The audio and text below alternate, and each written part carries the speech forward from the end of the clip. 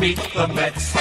Guaranteed to have the time of your life because the Mets are really socking the ball, knocking those home runs over the wall. East side, west side, everybody's coming down to meet the Mets, Mets of New York town. Oh, the butcher and the baker and the people on the streets, where do they go? To meet the Mets! Oh, they're hollering and cheering and they're jumping in their seats. Where do they go? To meet the Mets! All the fans are true to the orange and blue, so hurry up and come on down, 'cause we got ourselves a ball club, the Mets of New York town. Give 'em a yell! Give 'em a hand! And let 'em know you're rooting in the stand. Come on and meet the Mets. Meet the Mets. Step right up and greet the Mets. Bring your kiddies, bring your wife. Guaranteed to have the time of your life because the Mets are really socking the ball, knocking those home runs over the wall. East side, west side, everybody's coming down to meet the Mets, Mets of New York town, of New York town.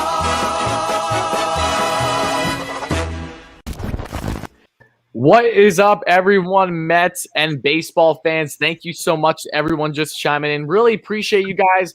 We are live for our latest segment of New York Mets Talk as we have to break down the series that just happened. You guys didn't know I was in attendance for the Matt Harvey game just 2 days ago now. And also we'll be taking a look at the series against the Orioles, how that fared for the Mets, but also a preview of the Tampa Bay Rays series along with taking some possible callers towards the end of the stream, all that great stuff. So before we get into anything, guys, how is everybody doing? Timothy, Yoshima, great members here on the channel. What is up, guys? Thanks so much for chiming in. Ryan, Ben, Chris, Michael, Joseph, Jupiter, AB, Benjamin, Joseph, Machias, Kim, let's see, Urena, thank you all so much for being here. Ghostway, my man. Ghostway, I'm excited to get that mug out to you real soon, my man. And again, everyone else, thanks so much for being here. So already, Richie, how are you feeling today, buddy? How are you feeling before we get into anything else for this, what should hopefully be a very eventful discussion today? I'm feeling great right now, man. The New York Mets are on a 7-game winning streak. Ever since that Rat and Raccoon story, the Mets have been on fire at the plate. They've been on fire on the mound. It's been great vibes all around the Mets ball club. And you saw them after their victory. You see them all dress up like they're ready to go to South Florida. All Miami vibes, even though they're going to Tampa. You see Dom Smith with the floaties. I just love the energy surrounding the New York Mets right now. I feel like everything's positive. They're on a 7-game winning streak. We are red hot. We are from first place of the NL East. And now we got a tough opponent in the Tampa Bay Rays. And I'm looking forward to this series just because we get to experience with the DH. So vibes are high. I'm excited to dive deep into the New York Mets because there's a lot of good things to talk about. Yeah, man, a lot of good things indeed. I think that if you would have told me that the Mets would not just have a now 7-game winning streak, but in this manner, I would have said I'm fairly surprised just because, finally players are starting to break out, but no one's fully clicking yet. And on top of that, a lot of the Mets' best players aren't even in the lineup. They haven't been for the past week or so. If you're looking at the Brandon Nimmos, the J.D. Davises that have yet to make their return, we'll see hopefully this upcoming series. But McNeil, as of late, the past 2 games, guys are just continuing to step up. And that is what has, in my mind, been the most entertaining part of the Mets hot streak as of late. So we're about to break down now the Orioles series, guys. So again, thank you all so much for chiming in. Really appreciate you guys. Already see some funny comments. What's up, Michael, Jesse, A. Lavelle? How's it going, my man? A great member here on the channel. So guys, without further ado, let's get into what a series this was against a Baltimore Orioles team that going into it, you had the full expectation that the Mets should, in fact, win this series, sweep rather. That is what they ended up doing, but this was not an easy task when you look at the pitching side of things, at least game 1. Game 1 and game 2 were polar opposite, but let's just dive in, Richie, shall we? So game 1 of the 2-game series, we saw John Means on the mound. If you don't know, John Means is kind of one of the best pitchers in baseball right now. He's probably the best southpaw out there currently, had a sub 1.4 ERA going into that game, pitched 6 scoreless innings, was pulled early because they ended up bringing in a pinch hitter, and that ended up being in their favor as Aaron Loup gave up a run later in the game on the first pitch that the hitter saw going to right field, and Stroman was not happy, as we saw, because in this game, in this ultimate 6-2 victory, which was another walk-off that we will be getting into shortly, the Mets were not doing too hot against John Means. John Means was rolling early. They brought him out. And then Marcus Stroman, in my mind, was rolling as well. He ended up having 6, only 1-run ball. And you could really argue that maybe there was no run that was going to happen to begin with if Stroman stayed in the game. But either way, Aaron Loup gives up 1 run that ends up going to Stroman. He wasn't happy. And then the game continues. But the Mets, if you look at them, they won this game 3-2. And let's talk about some of the hitters here, because a lot of guys did get hits, but I want to focus on a couple in particular that stood out to me in this game. Starting off with Mr. Jeff McNeil. McNeil was the only guy that was really getting on John Means early in this game, as we know, was 2 for 2 on the day, but he ended up hurting himself, rounding first to push for second off of what definitely would have been a double. I don't know why he was pushing for second. It was bizarre in the moment when it was happening. Either way, it looked like he kind of tweaked his hammy. He ended up leaving the game with some cramps, and he has not been in Mets line again since then, even though he's been available off the bench. He was 2 for 2. Kevin Pillar, I cannot wait to talk about Kevin Pillar in this one. 2 for 4 on the day, and man, he was clutch, especially in the 9th, and we'll get to that shortly. Michael Conforto was 1 for 4 on the day with an RBI. He's been having some great contact and was just short of really ripping a ball that easily could have been a home run without it being dead in right in the beginning of the game off of John Means, was getting great contact on Dom Smith, clutch, 1 for 1 today with a pinch hit RBI. And then, yes, Patrick Mazeika gets his 3rd walk-off in a week without actually getting a hit. Are you joking? Patrick Mazeika is a phenom. How the hell is this happening? I don't know, but he got a big standing O when I was at the second game of the series, and rightfully so, because he's been so entertaining. But Stroman pitches only 1-run ball, 5 Ks over 6 innings, has a 2.01 ERA on the season now. Phenomenal. Aaron Loup pitches 0.2 innings pitch, doesn't give up a run because it wasn't against him. May gives up 1 run, but that was also because of starting with a triple to lead off the inning there, and that wasn't May's fault at all. So because of that reason, he ends up giving up only 1 run when multiple guys got on. Still impressive. And then Dries Familia gets the save in the end. So the Mets went 2 for 11 in scoring position in this game and also had 8 runners left on base, which has definitely been a struggle. But I can say what was very interesting about this game, there was another error to Jonathan VR, which was a little costly at first. VR is always seemingly looking like he's getting errors at third base. 3 actually in the past week and a half or so playing at third because he's a shortstop. But VR makes up for it in the end with the beautiful tag to go home off of what was a Patrick Mazeika dribbler along the right side a little bit. They get him home inside. Beautiful slide. That wins the game. But Dom Smith was clutch. And Richie, if you remember, before I asked for your stance on this game in particular, in the 9th, Kevin Pillar was this close to hitting a game's high in home run, and it just fell short. So what does he do? He ends up still having a good at-bat and still getting on with a single, which prolonged the inning. Then you've got a couple guys coming up as well. Dom Smith with a clutch RBI, and then ultimately the Mazeika walk-off. So, Richie, the Mets win this one 3-2. Was not the best hitting performance by any stretch of the imagination, but they got the job done, played some small ball. So what is your stance on this game?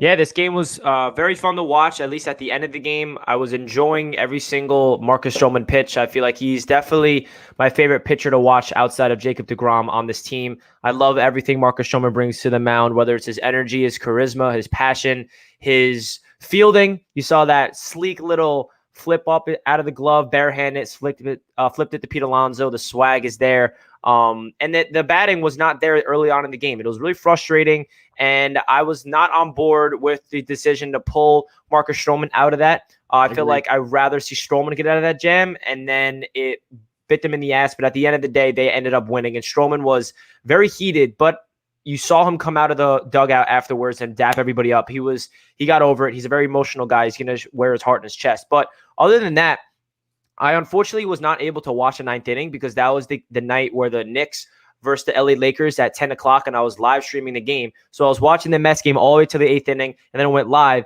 and I knew we were down by 1. and I was telling all my Mets fans that was in my Knicks media stream, I'm like, yo, keep me updated on the Mets. I need to know what's going on. And then someone's like, yo, Dom Smith just tied it. And I go back to SNY. I'm like, oh my God, Dom Smith just tied it. This is a new ball game. And then I kept flipping back and forth. And of course, I missed the Mazika game winner. But overall, I just love the resiliency. I love the ability to not get counted out. And that's something that we need to really understand, that this Mets team, even if we're losing in the bottom of the ninth, do not count them out. That's a really big aspect to winning ball clubs, and the ability to have the mentality of, all right, guys, we have every single opportunity to win this game. We need to go out there and get clutch hits. And we got back-to-back hits. We got 2 base runners on. Dom Smith brings in the tying run. And then Mazika, the GOAT, the greatest player in Mets baseball history. Exactly. This man is just absolutely amazing. I love what he brings. I love his energy. I love that he has 2 walk-off RBIs without one career hit. It's just so unique. It's so Mets baseball. The vibes are high. Familia coming in, doing this thing.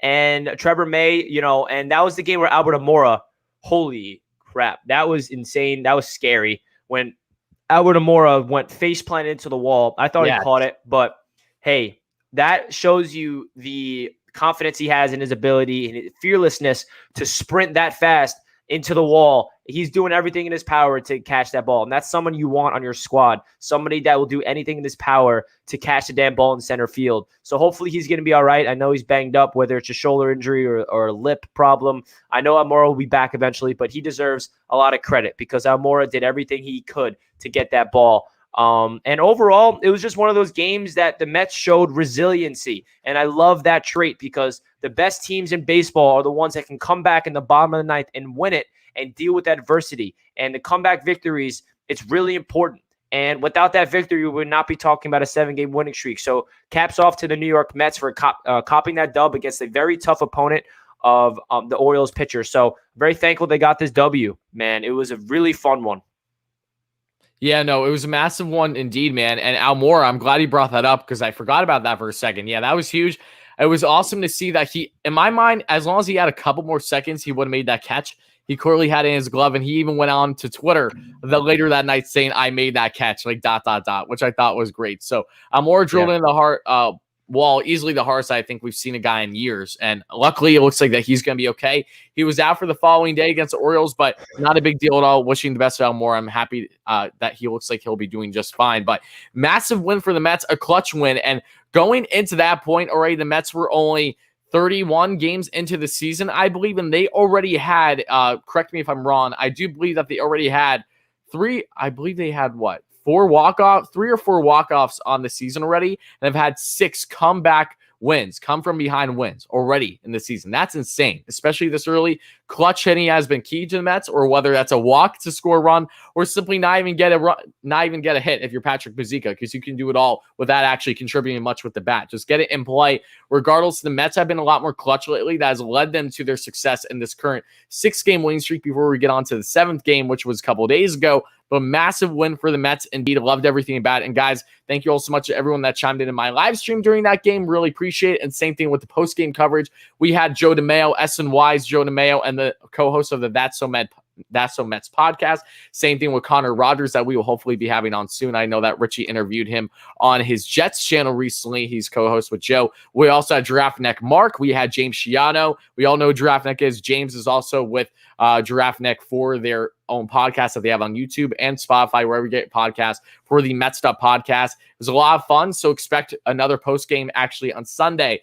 But before we get into anything further, guys, thank you all so much for just being here. Please make sure to smash that like and subscribe button. It really does mean a lot. Help us show your support. Help us get to 100 likes. Really does mean a lot by the end of the stream. Make sure not just to subscribe to Not Me. We're this close to 6.5K subs, so smash those buttons, guys. But also help out Richie at Mets Media. If you're looking for consistent Mets content, he's going to be coming out with a lot, like I've been saying, and trust me, it's going to be coming. Help him get to 1K subs. Really does mean a lot, guys. But with that being said, Richie, I think it's now a great segue to go into game 2. And I'm going to share a lot of my thoughts on it, considering it was actually at the game. It was a lot of fun. If you guys didn't see, I came out with my own vlog later that day. Just came out over the past few years. So make sure to check it out on the channel. I think you guys are going to love it. Had so much fun with it. So my experience going to game 2 of the series with Matt Harvey on the mound. Matt Harvey back finally in Citi Field since he was traded away to the Reds all those years ago. And the experience was great. I had so much fun. Everyone was Really, really nice. Seriously, it was out of all the games I've been to City this year. I don't know. Everyone was just really nice. Everyone was having a great start to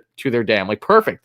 But then what happens is I ran into Frank the Tank, Frank Fleming. If you guys don't know, probably the most pessimistic and diehard Mets fan you'll meet. Their Barstool, he does a lot of awesome stuff with him. Met him, had him in the vlog. Then I also met up with Giraffe Neck Mark again and James. Great guys. Got to talk to them for a little bit. They were in the vlog as well. But the Mets win this one massively. If you guys didn't pick that up already, yes, 7-1. Talk about getting on Matt Harvey. This was no Dark Knight Rising here for Matt, unfortunately, because the Mets just jumped on him early, and that was the prediction. They would either jump on him early or he would pitch a gem because he's back in Citi Field. I think it would be one or the other, nothing in between, and one of the two things did, in fact, come to fruition. So guys that stood out to me in this game easily are guys like Michael Conforto, 1 for 4 on the day with a beautiful diving catch, almost a backhand catch earlier in the game to right field, which was insane. Had an RBI as well. Back-to-back games with 1 for 4 with an RBI. Dom Smith really busted it out and had a 3 for 4 game with 2 RBIs.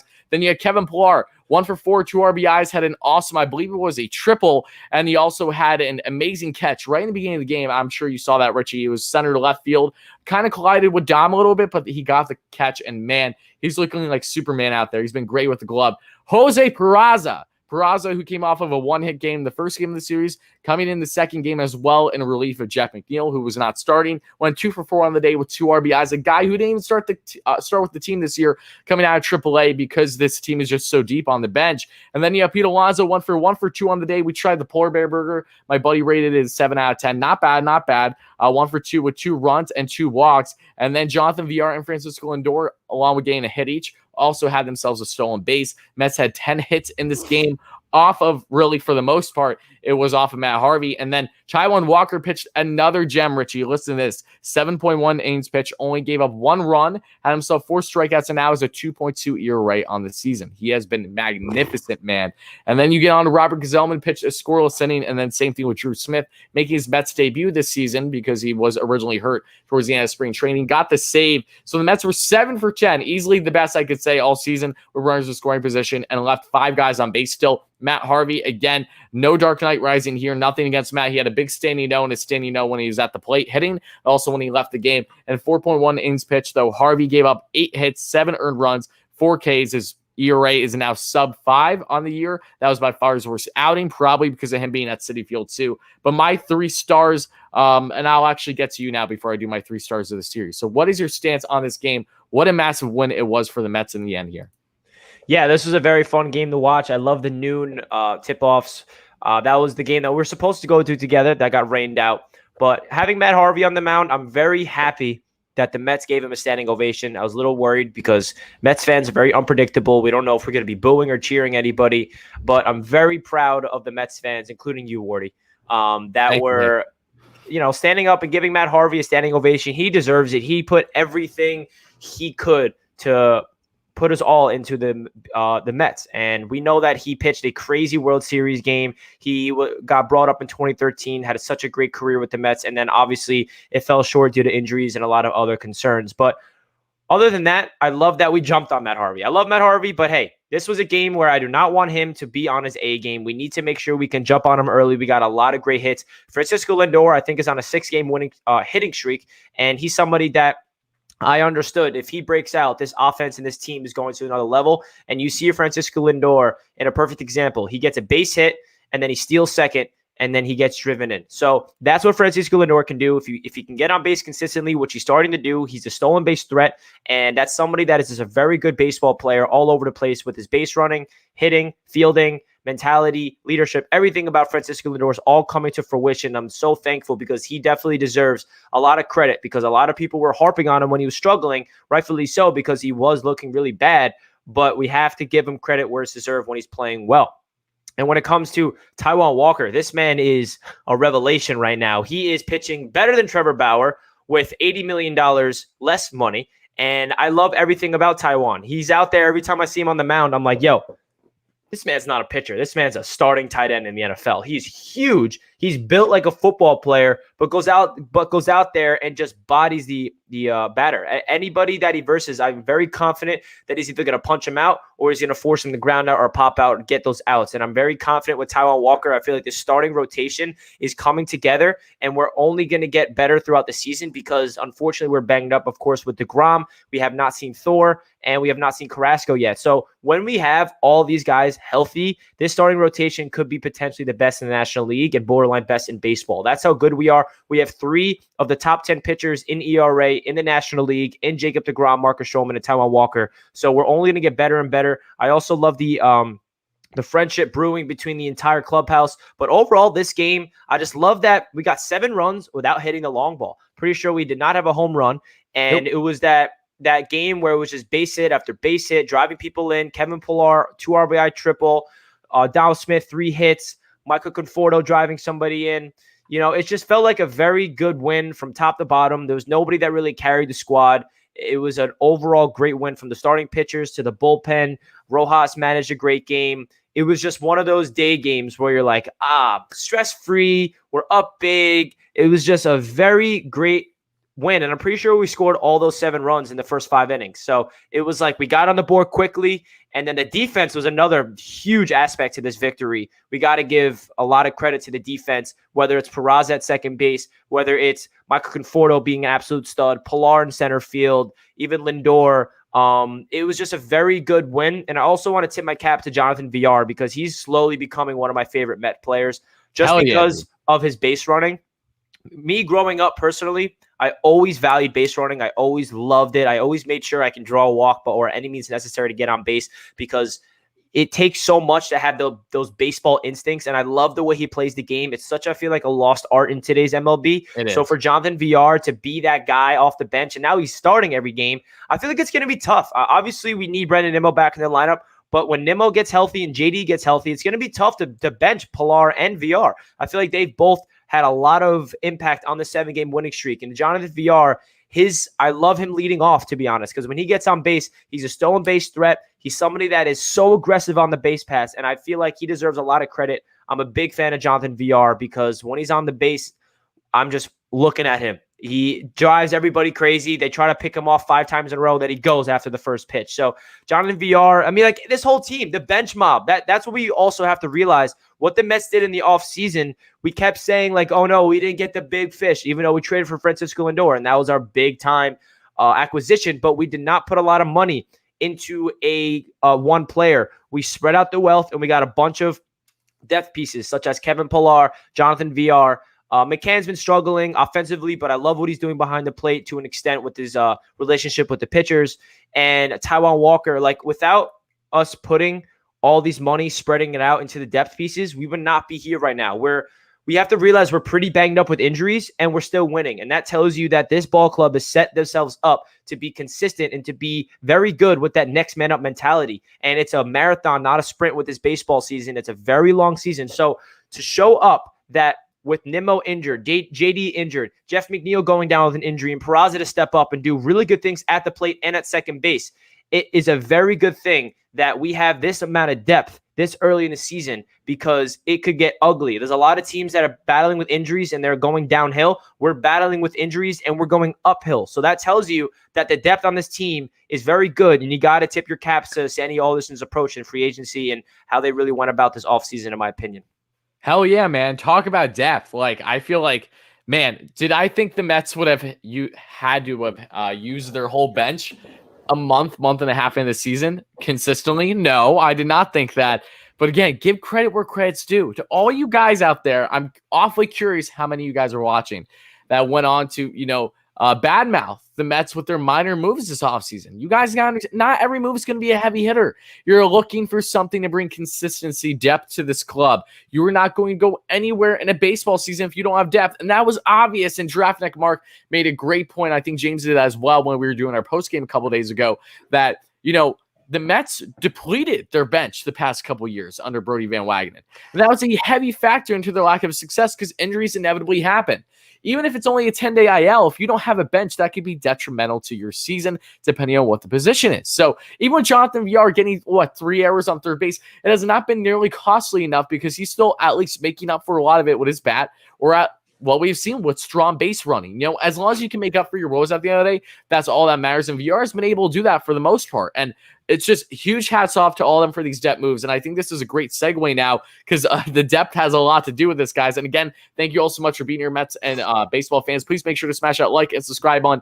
Again, it really does mean a lot, guys. We're going to be answering questions once we're done previewing the Rays series here in just a couple minutes. But getting on to the 3 stars of the series, this one was tough. I felt like I could have easily picked 5 different guys, but I had to narrow it down to 3. So my top 3 are the following, Richie, and then I'd love to hear yours. At number 3, I have a guy who is so underrated, and I got to give it to him, is Jose Peraza. What Peraza has done in this Orioles series was nothing short of clutch. Coming up, again, came up halfway through the game against the Orioles with John Means. Got a hit off of John Means, was 1 for 2 in the first game. Then the second game yesterday, he was 2 for 4. Beautiful, 2 RBIs. Peraza has been clutch. He's been perfectly fine in the infield wherever they need to put him, especially there at second base. He has been perfectly fine money. Loving what I'm seeing from Peraza. This guy's an MLB caliber player still. He would easily be a starter on multiple teams in the league right now. Probably more bottom feeder, but Peraza is not a bad player at all. And the fact that he would be in AAA for the Mets right now just shows you the amount of depth that they have. So stepping up with guys like McNeil out. And then my number 2 star, who do you think it's going to be, Richie, before I even say it? Mazika. Close, but it's Kevin Pillar. Mazika, I have just on the outside looking in, only because he got the walk-off, but I'm going to give it to Pillar because he was a more consistent guy throughout the series. Pillar, again, 3 for 8 this series. He's just been money. I feel like he's been a star at least 2 or 3 shows in a row now for me. It really feels like it. 2 RBIs, and his defense has been clutch. That's the thing. His defense has continued to be really strong for the Mets, and I value defense just as much as I value offense. So if you can have both of them at the same time, sign me the hell up. I'm falling in love with you right away. But Kevin Pillar has been clutch. And the number 1 star, the guy who has officially broken out after a big slump, like many other guys in the first month of the season in April, has since broke out to easily above 300 average to start out this month in May, is Dom Smith. Dom was by far the best hitter in this series, 4 for 5 in this series in total, 3 RBIs. And I thought what was hilarious, I'm going to share with you guys. I don't know if you know this, but a video went out over the past month or so that I think trended first on TikTok or on Twitter of a Yanks fan yelling at a Mets outfielder during a minors game in AAA Syracuse. Ended up being clearly, is it going to be ass or tits? Told him to put up one hand. Clearly put up one hand meaning ass. And then they did the same exact thing to Dom Smith, another fan in the game I was at, and he put up his hand for tits. So I love the personality. I just think that's hilarious. These guys are infectious. So I love everything about this club and them getting all dressed up, and they're like awesome, beach outfits. And I saw Michael Conforto was in a tight lifeguard outfit. I know it looked like Lindor was in a romper. I don't know what these guys are doing. It looks like they wanted to get to Tampa a day early because I know that they had an off day yesterday. So maybe that's what they did, relax for the day. But regardless, those are my 3 stars, Richie. So what are yours?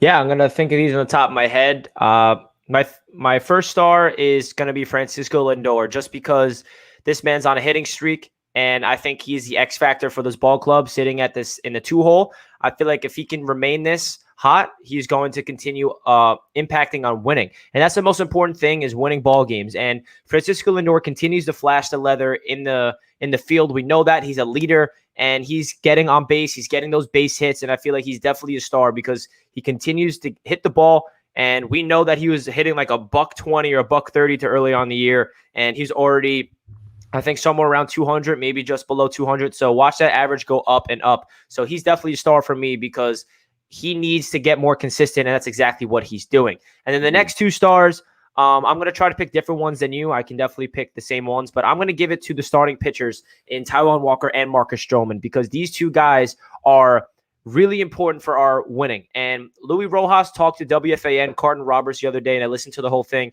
And Luis Rojas really said the identity of this ball club is going to be pitching and defense. They're not going to rely on their offense to win games. And what that tells us is they're really putting a lot of faith in the starting rotation, in the bullpen, and their defense to win games. And that goes straight to the starting rotation because those are the ones that set the tone.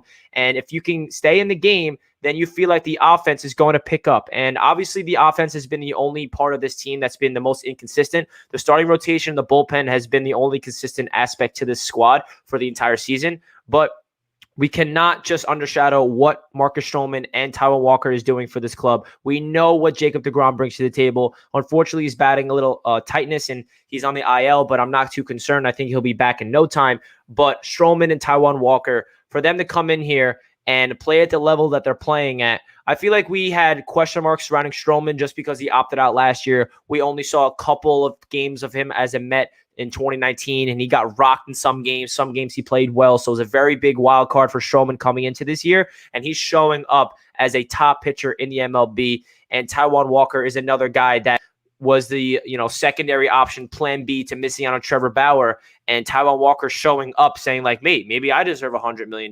Obviously it's a joke, but I'm just making the comparison that we missed out on Trevor Bauer, 3 years over $100 million, and we pivot to sign Taijuan Walker 2 years, $20 million, and he's playing way more. He's playing way better than that contract is worth. So those are my 2 stars for this series because those are the 2 pitchers that went to the mound and really held their ground. They both gave up 2 earned runs combined. Those are my 3 stars: Francisco Lindor, Taijuan Walker, and Marcus Stroman.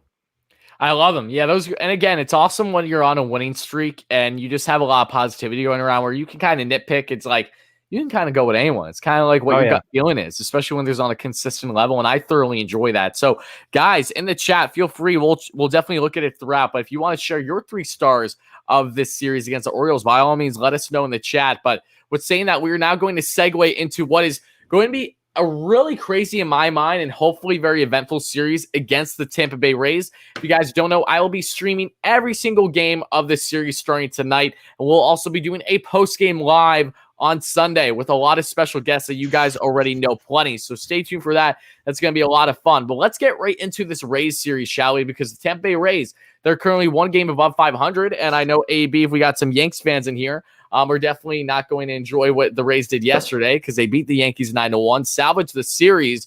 But the Rays have been a very so-so team to start this season. They don't look like that they have the same depth like they did a year ago and last season because of losing guys like Blake Snell and some others, but they are still a team that can definitely get it done with the pitching with guys that you don't really expect it. They're still unique with doing their openers and all these different factors, and they're getting timely hitting. They just haven't been as clutch with the average so far this season. But let's get now into the series. I have a lot to talk about this preview. So again, the Tampa Bay Rays are currently 20-19 heading into the series tonight against the Mets. If you look at game 1, the matchup, it is going to be Mr. David Peterson, the southpaw, currently rocking a 1-win, 3-loss on the season and has a 5.54 ERA. So not great, but David has been doing pretty solid as of late, other than his last outing, which he really got rocked out of the game early. The Mets still somehow won it, which was huge. Talking about a bullpen game. But they're facing off against one of the best pitchers in baseball. Again, that being Mr. Tyler Glasnow. I don't know about you. I am a big Tyler Glasnow fan. A lot of people view him as overhyped, underhyped. I think Glasnow is really starting to break out,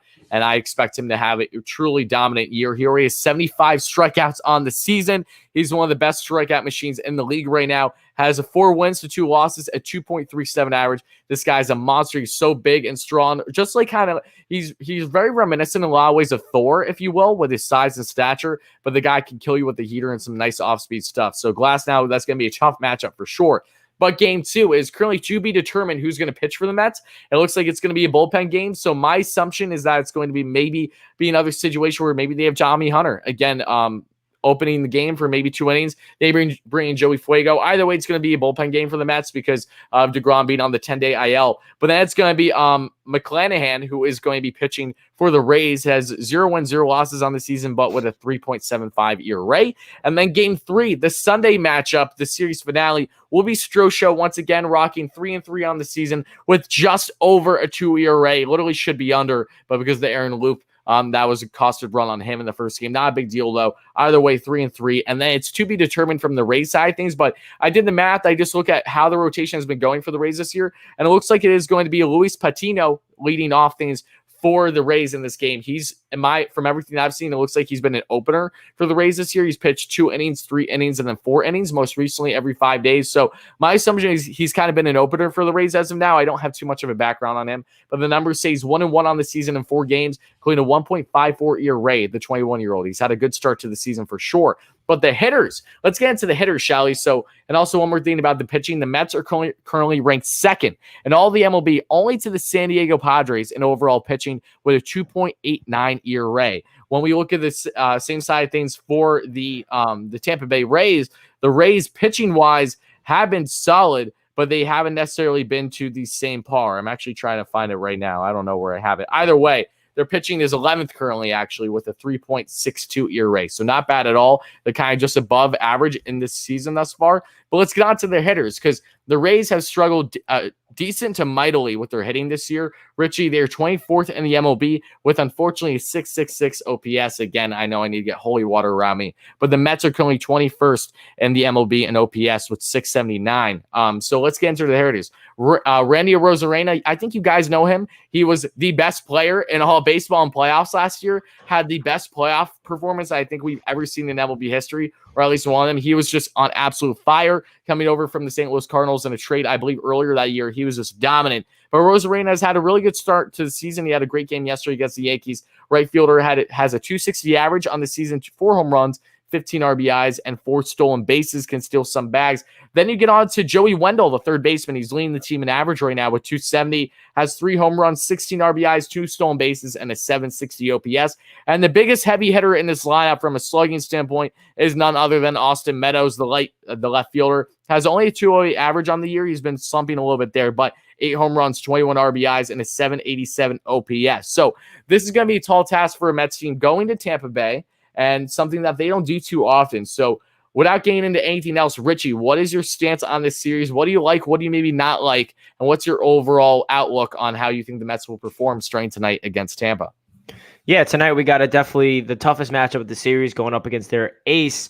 I'm looking forward to how Rojas maneuvers a DH, because it's the first time we get to see that this year. I'm expecting to see Dom Smith at first base at least one of the next 3 games. I think it'll be nice to get Pete off his feet. He's played every single game so far at first base, so it'll be cool to have Pete Alonso as our DH one game, and then they can be creative. You never know what they can do. JD Davis is a perfect DH for us, but unfortunately he's injured, so that's not going to be a case. But yeah, I would just like to add about JD. He's off the IL now, but it looks like that he might need the entirety of the series to still rest up. Brandon Nimmo might be available tonight, but yeah, JD has, unfortunately, with a similar injury, been a little slow paced getting back now that he's off the IL. Okay, that's interesting. So the DH is definitely going to be fun to watch. I think they're going to be creative with it. We'll see what Dom Smith can do at first base. He obviously had not got any burn of that this year, so hopefully he's not too rusty. But it's going to be one of those AL games where Rojas got to adjust. It's a completely different way of managing games. You don't really have to worry about pinch hitting. You get to maneuver your bench completely differently.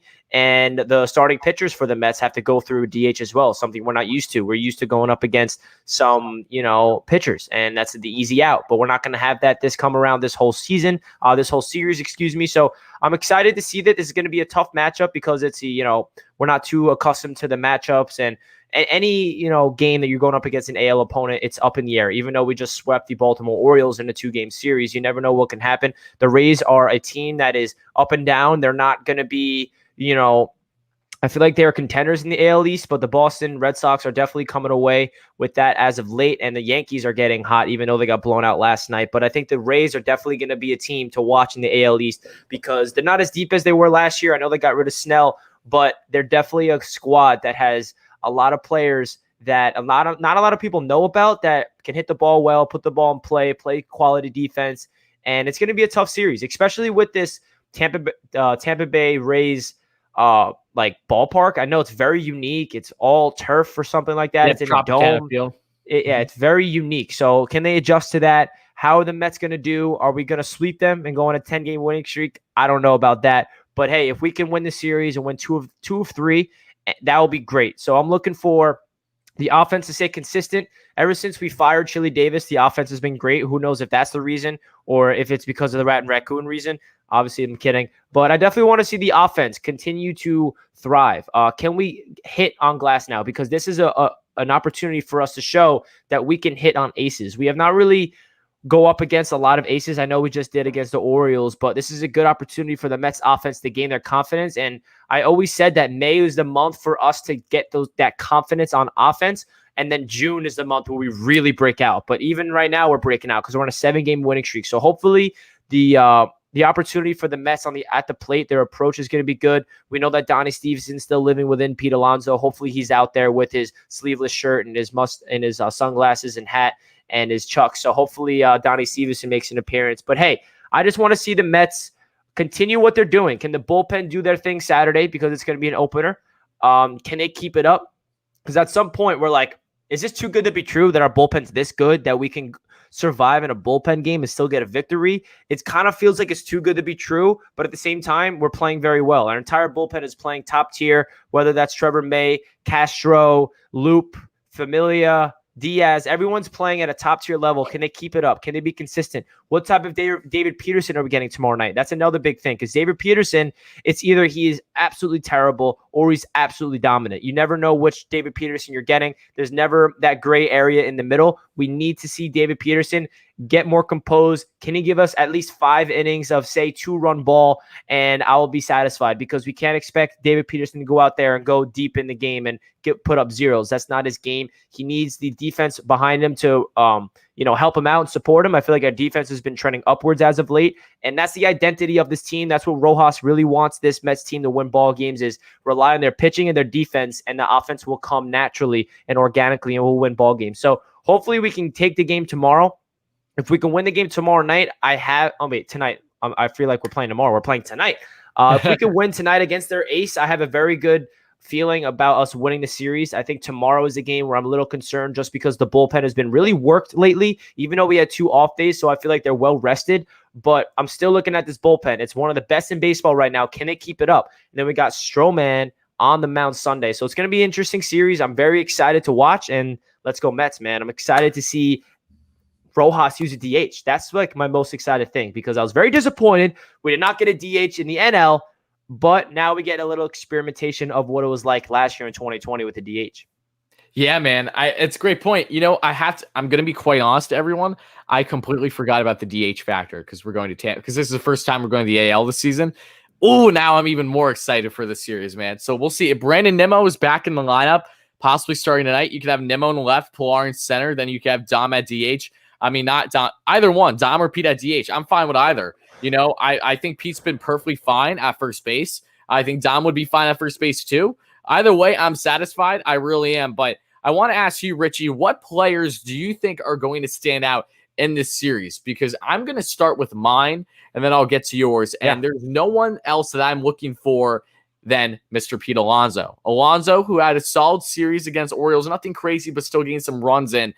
Pete Alonso is having his first homecoming in his career. He is from Tampa Bay. He went to Florida for college. He is pumped, reportedly, for this series. And I think if there's any time for Pete to just start demolishing baseballs, especially indoor, let's have it be him possibly as a DH role now in this series against Tampa Bay. Back in hometown, his whole family is going to be there. Sign me up, Pete Alonso. He is my man to break out in this series. No one else, I think, is really, I'm looking for more than Pete Alonso, see what he's going to do with his homecoming. So that's just one pick. I could talk about a couple other guys, but what is your couple picks, guys, that you're really looking to hopefully stand out and help this team get some wins in this series? I think Pete Alonso is a great pick. I feel like he needs to have a breakout series. I think he's been a little up and down. The Orioles series, he did a great job. He didn't break out, but he didn't do terrible. He had that crazy extra base hit down the right field line that stayed fair. But my pick is going to be Francisco Lindor, just because he is the superstar of the team. He's the face of the franchise for the next decade plus. Can he continue his hitting streak? Can he get a hit in the next 3 games? Is that too much to ask? Is he going to, crumble and go back to that crazy struggle that we saw early in the season? Hopefully not. But Lindor definitely is someone I'm looking out for. And another player I just want to give 2 guys I'm looking out for is Michael Conforto, because he's hitting the ball so hard. But nothing's going his way. Really, he should have had like 5 home runs this year. I off the top of my head, the Wrigley one, the Phillies one, yesterday's game. Like, I don't understand. Nothing's going Michael's way when it comes to hitting the ball. I know that the balls are dead in this year, and you can definitely tell. I think it was yesterday's game or Tuesday night when Conforto ripped it. I think it was Tuesday night. And I'm like, that's gone. And it just dies. I'm like, yo, what is going on? And then he hits one opposite field, and I'm like, that's gone off the bat, and it dies. So Michael Conforto's been hitting the ball hard. I love that he's staying in that 3 hole because I feel like Conforto 3, Alonso 4, and Dom Smith 5. I love that 3-4-5 lineup. So the 2 guys I'm looking out for offensively is Lindor and Conforto. Yeah, those are great picks too. And for my second pick, let's go with the man of the hour that I've been easily drooling after lately, is Kevin Pilar, but not just because of his hot streak. If you guys don't remember, Kevin Pilar spent the majority of his career with the Toronto Blue Jays. He's had some really good games against the Tampa Bay Rays team that he knows far too well. He matched up against them more times than not during his time in the AL East, and he knows that stadium really well. He knows what it's like being indoor on turf. He did all his time in Toronto, and every time he was in there in Tampa. So sign me up for Kevin Pillar. He's another guy that I'm keeping an eye out for sure. He knows the matchups well. He has a great familiarity in Tampa as it is, and just being indoors. I think all those factors are something that's going to benefit a guy like Kevin plenty, because this ain't his first rodeo. He's by far the most experienced guy over anyone else on this team, by far, not just to be inside in turf, not just to be in Tampa, but also to be against AL East opponents as a whole. There's no other guy that I'm looking out for than Kevin Pillar, if we're not talking about Pete Alonso. So those are my top two for sure. And I love your picks as well. Conforto has been ripping the ball. You're right, man. He easily could have had more hits than only 2 out of the 8 at-bats that he had in the Orioles series. He got a little unlucky, but the glove has been strong. Can we just talk about not Kevin Pillar, I'm sorry, Michael Conforto for a second? Because Michael, man, after having a slow start to the season, people were booing him like, literally, like the game you were at, dude. Like, what, the 3rd or 4th game of the season? I mean, no, within the first 10 games. It was ridiculous. The homestand against I was like Miami. yelling at the fans, booing him. I'm like, shut up. Like, what are you doing? Like, the season just started. Like, but not even that. He had a slow start, was not looking good the first 10, 15 games, but he has been electric, and he has been consistent, not just with the bat, but with the glove. So if you'd like to expand a little bit further, what are you liking so much about Michael from a defensive standpoint? Like, is there anything standing out to you? Because in my mind, I just feel like he's looking a little bit a step ahead. He's looking he's looking like a really strong Gold Glover and right. And I think this is probably the best defense we've ever seen out of him, which is saying a lot because he hasn't been terrible in defense. He didn't look great last year, and he didn't look great to start the season, but he's never looked detrimental to a lack of team success, and he's never looked overboard where, oh, he's a clear star in right field. He's kind of just looked around average, some highlight plays, but the past 2.5 weeks, this man has looked like a straight-up Gold Glover. Yeah, man. Michael Conforto went from struggling to right field and looking like a below-average right fielder just in this season alone to a Gold Glover candidate. I mean, he's not just like being solid out there. He's not just making the right plays now. He's making flashy top 10 ESPN type of plays, whether it's his outfield assist to throw someone out at second base, whether it's that crazy play going over his head, he adjusts and snags it out of the air, whether it's him just completely laying out and robbing an extra base hit. So Michael Conforto in right field has been a revelation. I feel like defense is such a big factor of this ball club becoming that World Series contender. We know how talented we are pitching. We know how talented we are at the plate, but defense is such a big factor in baseball. And for Michael Conforto to become this good in right field and for him to be making these crazy plays, it gives us the utmost confidence that he's going to be able to do this at a consistent basis. He's 28 years old. He's entering the prime of his career, and he's not losing a step. I feel like he's getting in more shape, and he's becoming someone that is his instincts in right field is getting better and better as time goes on. He always has the right read right when the ball hits him. He knows where to go, whether it's right or left. I feel like that's a big aspect to being an outfielder. You need to be able to understand your first step because that's the game of the outfield. If you miss it by a millisecond, if the ball is hit and you react a split second late, you're not going to get to that ball. And someone like Mike Conforto is showing up in such a big way, and I love everything I'm seeing from Mike in right field. And I have a question for you real quick, and shout out to Stephen A. Hey, Richie, how you doing? I follow you two, of course, the best duo, 1-2 punch, 2 aces, Tyler Wardy and Richie. Yes. LFGM. I appreciate it, Steven. Thank you, Steven. I appreciate it. And again, thank you all so much, my Mets and baseball fans chiming in. It really does mean a lot, guys. We got ourselves an Astros fan in here, so that's never a good thing. I'm just joking. But regardless, I see we got a bunch of people in here. Thank you, guys. I appreciate that. Charlene, hope you're doing well. And I also want to give a shout out to my man Brendan, a member on the channel, because he said he'll donate $50 the next Conforto home run. You better be in the streams for the next 3 days. I will take you up on that, Brendan. So again, thank you, buddy. That's awesome. You guys are great. So what is the question that you have for me, Richie? Let me hear it. I can't think of the top of my head, and it's driving me crazy. So Almora's injured. And Dom Smith's not playing left. So who's going to be the starting outfield? It's going to be Pillar in center, Conforto in right. Who's going to play left if Nimmo's out? If Nimmo's out, Khalil Lee.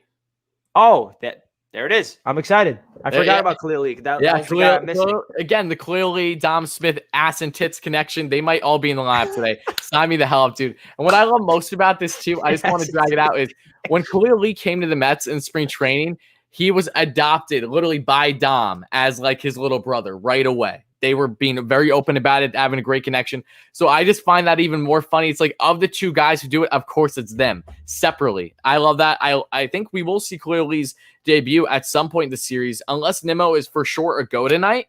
So I don't know. We'll see what happens. But I do love the fact that we are going to probably see Khalil Lee's debut, maybe as soon as tonight. And I love the fact that we're going to hopefully see Brandon Nimmo back. JD Davis, I don't know when JD is exactly going to return. They're still kind of up in the air when it's going to happen. But I also want to mention one more thing. That was a great comment because Francisco Lindor has played the Rays plenty and in Tampa because he was, of course, with the Indians. So that's just another guy, another reason why your pick was very smart as well. Not just because of the Haynes streak he's on, but he does have a good familiarity as well. Not to the same length as Kevin Pillar good, but still a good familiarity being in the AL and also playing in Tampa as it is against a team like the Rays. That's a familiar foe. So another great reason as to why that's a strong pick for sure. But again, with saying that, now I think is a great segue, Richie, unless you have really any other final thoughts, I think now is a great time to kind of get into starting a Q&A, and maybe we'll take some callers. Does that sound good with you? It sounds amazing. Awesome. Awesome. Well, let's do that, guys. So, guys, we're going to be starting a Q&A now, open Q&A, and we will be taking some callers as well. We'll probably limit the callers again to right around 5 today. I think that's a good fit as long as we get 5, maybe less, maybe more. All it matters on how many you guys get in here. All I ask is a couple of things, guys. When I bring in caller 1, make sure that your name is, in fact, your same name as your YouTube handle. I will not allow you in the stream unless that is, in fact, your name, the same one as your YouTube handle. So that way, if anything goes awry, I know exactly who I can single out, basically. And 2, just be respectful more than anything. Guys, just ask questions, talk about the Mets. If you're a big Mets fan, if you want to share a statement, anything regarding the Mets, whether it's their performance against the Orioles, a question about how they're going to perform against Tampa, anything along those lines is fine, and just make it fairly brief as well, because we are going to be taking multiple people. I unfortunately don't have the time to do, say, 10 to 20-minute conversations with everyone individually, because we have multiple people more than likely to be lined up. So just keep those things in mind, guys. Really does mean a lot. But now I'm going to bring in the actual links, so guys, just be aware of that, and then we're going to get rolling for this Q&A. So again, thank you, Edgar. I see you in here. Thank you all so much for being here. Charlene has one question. Is JD going to play? Yeah, again, Charlene, it looks like it's still day-to-day with JD as he's still trying to heal up. He's off the IL, but it doesn't look like he's in the same pace as Nimmo as to when we can expect him back just yet. So I'm going to bring the link in here. So here you go, guys. So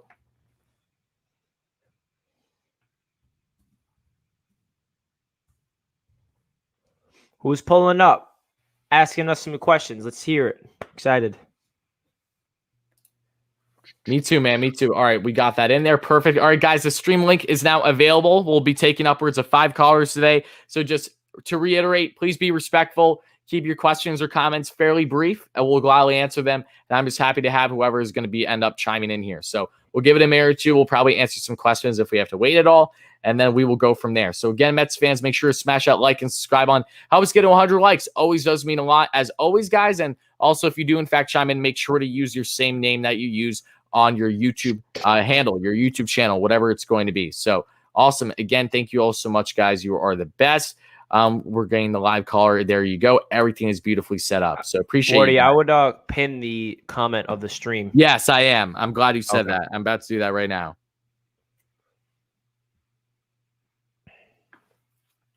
I don't know when I'm going to be going to another game. Great question, Ben. Hopefully sometime. I'm definitely eyeing early to mid-June will probably be the next time. I doubt I'll be going to another game in May unless something just comes around and I'm fortunate enough to go. So kind of playing it by ear. We don't know exactly for sure yet when I'll be attending, but we have a couple people lined up already, guys. So we are going to get into our first caller. So here we go. Christopher, do you hear me, buddy? Yep, I hear you. Okay. Hi, Chris. How's it going, my man? It's going good. Okay. So, I came in here last week and I said, Yep. I came in here last week and I said Lindor needs to get going. So, in this month, and he has. So that's great. That's just what I asked for. And I also like what we're doing. I also like what the team is doing, where we go into slumps and then we get right back out of them. Like Conforto earlier in the season, and Dom now, Lindor. McKenna's still in one, but he'll probably get out of that. You never know.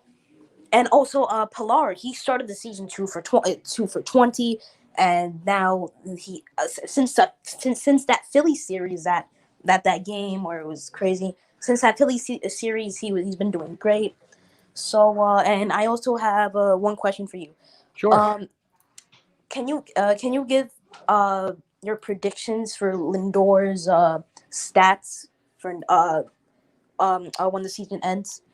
Oh, great That's stuff. a good All right, question. Christopher. Well, again, thank you for chiming in, buddy. Have a great day as always. Love Thanks, to hear your Christopher. thoughts. Love to hear everyone's Mets thoughts. And before I even get to that, I just want to give a huge shout out to my good friend Charlene with this awesome donation. Thank you so much. Really does mean a lot. No, you are the best. Thank you so much for that. It really does mean a lot, Charlene. Guys, get that dono hype in there if you haven't already. Dono hype, Charlene. Yes, thank you so much, my friend. And I believe Charlene, I'm trying to remember, Charlene, did you say you're a Mets fan in Cali, right? I could be wrong. I'm almost certain that you said you're from San Diego or something, which is really cool if that's the case. But no less, to answer Christopher's question, I think Lindor's slash line by the end of the season, I think Lindor will end the season at this current rate.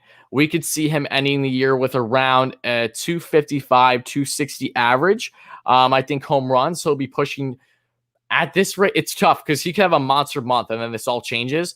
But I'm going to say Lindor finishes the season as of now, at the time of recording this right now, finishes the year with right around a 255, 260 average, 23 home runs, and has himself north of 80 RBIs. That is my stance on Lindor. I still think he can have a breakout year for sure, but I'm also going to try. I'm not going to try be too overzealous. I think that might even be pushing it a bit right now. So that's kind of my stance. What about you, Richie? Yeah, if I had to guess, it's hard to predict these numbers, but I think Lindor is going to get hot for the rest of the year and show why he got this contract. He's going to bat 270. I know that's a little stretch, but I think he's going to get a lot of contact and get on base with those base hits and get a really nice hitting streak going. I think he's going to have 25 home runs with 90 RBIs. So that's definitely pushing it. I went upwards of every single one of Tyler's predictions. So hopefully I'm right, just because I'm trying to manifest this into existence. So 270, 25 homers, 90 RBI. Awesome. Great picks. All right, guys, we have a couple more callers. Love to see it. So I also want to give a big shout out to my man. A kind of funny number there, 420 donation. Thank you so much, my man. I appreciate that. Everyone give a big shout out to my man, Forever Ron, as well for the dono. Appreciate that, buddy. Thank you kindly. And also, Asia, a great member here in the chat. Yeah, so Asia, I know that you do work at Citi Field. I did go up and try to actually meet you, but I asked one of the workers there at the concession, and they no one was able to route me to you. I don't know why. I guess I was either maybe at the wrong stand, or maybe the one worker just didn't know you, which was a little bizarre because I did try to make it happen. So that is in fact what happened, Asia. So I just want you to know that. I apologize. I tried. I literally went up twice. So just know that, my friend. But now we're going to get into another caller here, that being David. David, how's it going, my friend? You hear me? What's up, David? Hey guys, great stream as always. Thank you. Could you maybe make yourself a little closer to the mic? It's just a little hard to hear you right now. Yep. Can you guys hear me now? Yep, a little subtle, but if you're able to make the volume any louder, that'd be great. Sure. How about now? Awesome. Perfect. I think you're good. Perfect. Sorry about that. Hey guys, I just wanted to see if you could share your thoughts on the catching situation between McCann and Nitto. As we all know, McCann has been struggling with the bat. His glove has been okay. Has been good, solid, but his batting has been really, really, really bad. And me personally, it's getting to the point where it's getting a little tough to defend McCann. More and more the fact that he's hitting constantly into double plays and all that stuff. So I just wanted to hear your thoughts on the catching situation and also third base. Are you guys excited to get JD back fielding third, or are we pretty much happy with what we're seeing with Villar? Thank you guys. Have a great stream. Bye. Awesome. Thank you, David. Have a great day, buddy. As always, Thanks, David comes into basically every single one. He's the best. So to answer that, David, I'll probably start off by saying that regarding McCann, you guys know I am a McCann lifer. I love James McCann. It feels like no matter what this guy does, I'm always going to be a fan of his, and I will be. But there is no denying that he is in slumps right now, unfortunate slumps for that matter. And I do think that it is fairly concerning with the bat right now. And luckily the Mets are in a situation where his lack of plate appearance right now, when it comes to actually being productive, isn't detrimental to the team's success. It's not hurting them, if you want to put it that way. throughout his struggles, the Mets have still been on a 7-game winning streak. Luckily, while not just himself, but some others have not been looking too great with the bat. But it has been getting more eye-opening. I do think McCann's going to be fine. Again, I just need to reiterate this to everyone for James McCann, guys, because James McCann is a defense-first catcher. He has been phenomenal with this pitching staff, and I do think that if we did not have him, this rotation would not be as good. His stance is very open. That's true, Sam. But I will say that McCann is not a guy you should be expecting him to be crazy average. He is really a 250, at most a 260 hitter throughout a normal season. He's a guy that has not taken on a workload like this either during his time with the White Sox. So I think it's best, and I was talking about this with Giraffe Neck Mark and James, and I think Joe DeMayo as well in our postgame the other day, that it's best to have McCann in kind of a 60-40, 70-30 situation when it comes to games played. Give Nido more time, but not that Nido is the starter. Just kind of balance it. Have Nido maybe start every one game of 3 games or something. I don't think that's a bad idea at all.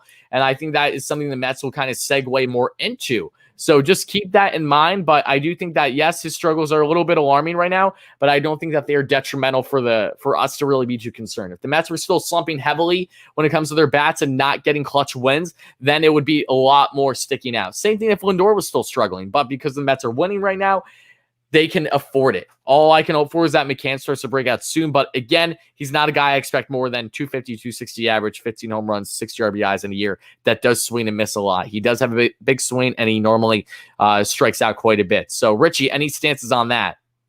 Yeah, McCann is someone that's struggling at the plate. Is very obvious.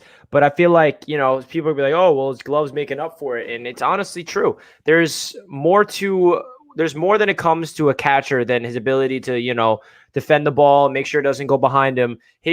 What I heard from Rojas, and this really made me understand McCann more as a player and appreciate him, when he came to the New York Mets, his first motive was to get a relationship with each player in the starting rotation and the bullpen. And that's a very big factor. And I feel like McCann is a big reason why the starting pitchers in the bullpen has been playing at such a high level. He understands their tendencies. He understands their strengths and their weaknesses. And a lot of people do not understand the value of having a catcher, having a really good relationship with your pitcher. I feel like Nido does the same thing, but with McCann doing that behind the plate and really understanding the tendencies of our pitching rotation and the bullpen, that's a big reason why we're winning ball games. And that does not counter his struggle at the plate. I feel like he's going to come with it eventually. Baseball is a game of slumps. As we saw, Conforto slumped early. Look at him now. Lindor struggled early. Look at him now. It's just a game of slumps, and I'm not too concerned. And like you said, Tyler, McCann is not a guy that's an offensive-minded catcher. He's there to be a defensive catcher, and at sometimes he does come up clutch, but he definitely grounds into too many double plays for our liking.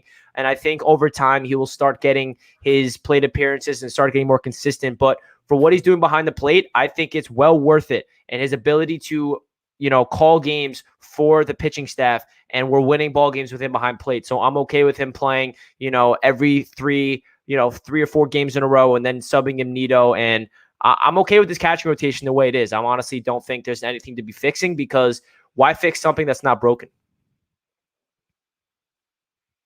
I think you're muted, Wardy. Or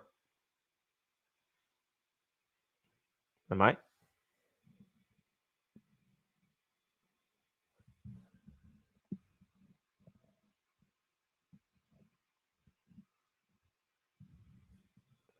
Wardy, can you hear me?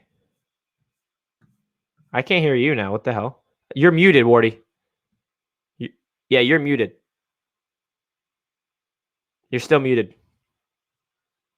Nope, no one can hear you.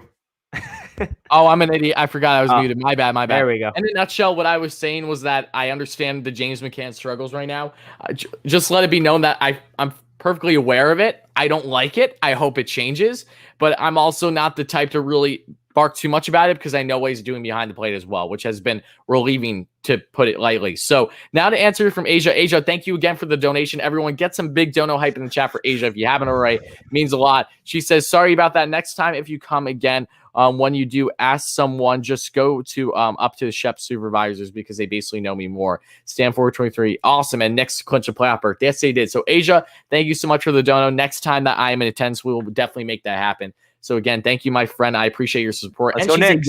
She's a Yanks fan that works in Citi Field, no less. So she's really showing the commitment from the outside looking in. So I appreciate that. And with that being said, guys, now we're going to segue into our next caller, and that is another great subscriber here, my man Stephen A. What is up, buddy? How's it going? Even What's going A. on? What's going on, Tyler and Richie? What's going But, on? Steven, I just gotta say before we talk about anything, I was thinking you reminded me of someone, and when I look at you more, you remind me a lot of Jose Peraza. Not gonna lie. Really? Saying that, Steven, now get into He's what other Caglione vibes. questions you got for me. No. I agree with you guys mostly on James McCann, and I'm a big time supporter of his because where we wouldn't be where we are. I mean, we would be, but I'm saying he's a better catcher than any other catchers we ever had. But the number one catcher that we did have that was power hitting, Mike Piazza, number one, but he just didn't have the same thing like defensive as James McCann. I agree. And the way he can throw out runners and I'm not concerned about that. That's been a concern, when runners, will take off at a moments later because they know that we don't have no guy that could throw them out. Now that we do, they're not running as much. Yeah. No, you're exactly right, and it's kind of one of those things because stolen bases are a little bit of a lost art, right? We saw it yesterday, luckily, a couple times on Harvey. And it was funny because Harvey was checking back on Lindor and VR numerous times, and they still got the base stolen. But teams are still going to take full advantage if you have a catcher where they know you don't have a strong arm. Teams have done that to the Mets easily a lot the past 5 years, especially when Noah would be on the mound because he was just notorious for giving up runners to second. But now you have a guy like McCann. The arm is definitely there, and I'm glad you brought that up because it wasn't even on my mind originally because it's been a couple days since we've seen him throw out. But he has a legit arm when it's needed. Even if a guy isn't stealing second, like that can help in a lot of situations, even not just on second, on first, trying to check back on someone on third. He has all those tools that make him a strong defensive catcher. The reason why I brought that up is because I'm just tired of people in and day out. I'm going to your lives or your listening to you guys, and then you got. I don't want to call people out, but like just fans that don't do their homework, don't do like you guys, and don't do their like your diligence. They're just shouting out things like I'm like, I mean, are these guys really fans, or they just like dare to just shout out? Like honestly, this guy can hit. He's not a bad hitter because he can hit because he hit in the American League, But and then that's another point. He came over. It's a new league, regardless of being a major leaguer. So he's getting adjusted. When he does hit that stride, then you're gonna see him hitting. And But my other point too, besides him, was Lindor. How about Lindor, man? My man, sir. Lindor. All right, I told you he was gonna wake up, and he woke up because it's like the two of them. They needed the time to get adjusted to the National League and to these pitches. They haven't seen these pitches day in and day out.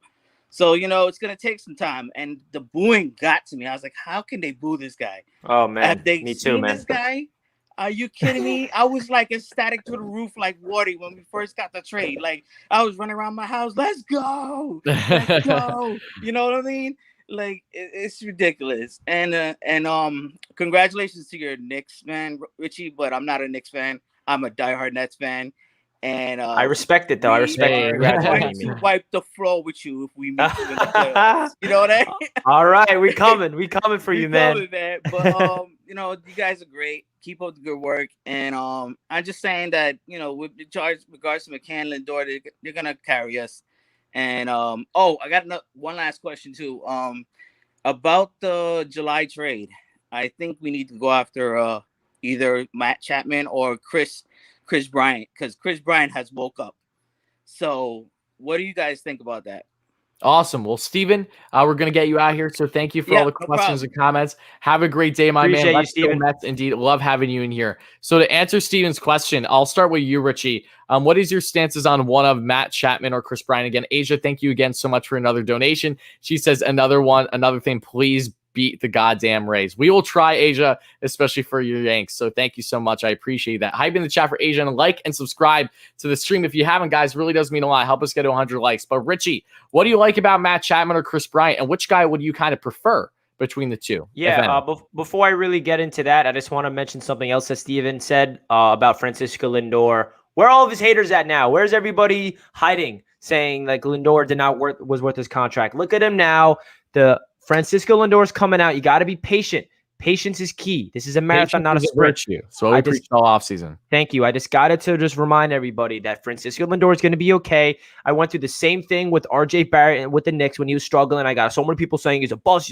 I'm like, please wait and now look where he's at. So I just need to get that out of the way. You got to give players time because sports is a game of slumps. Sports is a game of adversity, and the mentally tough ones are the one that can dig themselves out of it. So to go back to the Matt Chapman and Chris Bryant situation, I think the Mets are going to be aggressive at the trade deadline, especially if we are going to be first place in the NL East by then, or even second, or in that competition. If there's a hole on this team, the New York Mets should be in position to go out there and get a guy like Chapman or get a guy like Bryant or another bullpen piece to solidify this. I think that we need to make sure that we do not sacrifice the future for the trades. That's something I feel like this front office is going to make sure they do, because they've been harping on the idea of building a sustainable winner. And what you do with that is you hold on to your farm pieces. You do not trade your future just to win now. You want to be consistent. But if a guy like Matt Chapman can come or Bryant can come and he's going to be your starting third baseman for the next 5 to 10 years, then yes, you pull the trigger, because that's a superstar type of talent. Maybe not superstar. Maybe Chapman has the superstar traits to him, but Bryant is a former MVP. I feel like he's a little lost his way, but he's been red hot so far for the Cubs. So I'm all in on trading somebody. If it's Chapman or Bryant, we'll see when it comes. I do like what I'm seeing from Jonathan Villar, but he's definitely not an everyday third baseman for us because he's struggling in the field. JD Davis, same thing. He's red out at the plate, but he's not an everyday third baseman in the field because he's getting a lot of errors. So we'll see what we can do at the trade deadline. I definitely feel like we are going to be aggressive when it comes to trade deadline in July. Yeah, I think so too. And I do think that they will possibly try to address what they were in the offseason. And look, I really like JD and I really like Jonathan Villar, but I'm perfectly fine with Jonathan Villar coming off the bench and really being clutch when the Mets ever need him to for any type of pitching change. I'm so in favor of it being a Jonathan Villar, Kevin Pillar. That's why we got these guys off the bench. I know they're doing really hot right now, but you cannot expect them to be really rolling all season long if they were starting. So remember that. Ride them while they're hot and then have them on the bench when the time's right for the majority of the year. But to answer that, the Mets still have major struggles on third base. If we're talking from a defensive standpoint, JD Davis, a couple errors on the season already. I believe he has 3 already. And then same thing now with Jonathan Villar. Villar has at least 3 errors, if not more, on third base. He's had 3 already just the past week and a half. It's been a little underwhelming, but the Mets have been able to prevail in the end because of their offense, and that's great. But is that going to prevail in the end when you're in clutch, games towards the end of the season, possibly going playoffs, possibly deep run in playoffs? That's a different question. So it's going to be very interesting what the Mets do, but I'm very much in favor of a Matt Chapman or Chris Bryant. I've been seeing that all along. Chris Bryant makes sense as long as you don't give up too much, knowing he's a rental, and try to lock him up long term. And the same thing goes for if you're going to land a guy, whether that's like Matt Chapman. But Matt Chapman is a guy I'm willing to give up a decent amount for because he's still on multiple years of a beautiful contract, and he's an amazing third baseman, not just with a strong bat, but he has the glove to back it up. He has been the best third baseman that isn't named Nolan Arenado from a defensive standpoint for multiple years now. So that's kind of my stances on the matter, guys, and that's going to kind of conclude this stream. So we'll be answering maybe a question or two more, but then we're going to get out of here. So again, Mets and baseball fans, thank you all so much for chiming in. Thank you all so much to the donations from Asia, Forever Ron, everyone. Thank you just for the donations. That's meant a lot. And same thing with the subscriptions and the likes. Help us get to 100 likes. I don't know where we are in the like count, but 80. You know the drill by now, guys. And stay tuned because I will be live again tonight, starting probably right around 6:35, 6:40 Eastern time for the Rays and the Mets matchup. So I'm excited for that. I hope you guys are too. It should be a very eventful one. So guys, just thank you all so much for being here. And Richie, do you have any final closing thoughts before we kind of get out of here? Nah, man. I think we're all good. I'm gonna carry the Knicks motto to the Mets. New York, we here. Let's go. Baby. Let's go, Mets. And we here, baby. On top of the NL East. The rest of the NL East is scared. They saw all the hype of the Mets, and they don't think it's there. The Atlanta Braves is struggling, even though Acuna is out of this world. I don't even know who the Phillies are because we own them so far this year. But hey, New York, we here. Let's go. We here, baby. Yes. Love that. Love the hype, Richie. Appreciate that. And again, guys, have a great rest of your day. Appreciate you all chiming in. Smash that like and subscribe button, and stay tuned. We will be live back here, at least myself, later today, starting 6:35, 6:40 p.m. Eastern time. Thank you, Charlene, as well. All you guys, love you guys so much, and we'll talk to you soon. Let's go Mets, and let's go Knicks, baby. Let's go all the New York teams. They're all rolling right now, except for our Yankees. Sorry, AB. Peace, guys. Keep coming, baby. New York. We own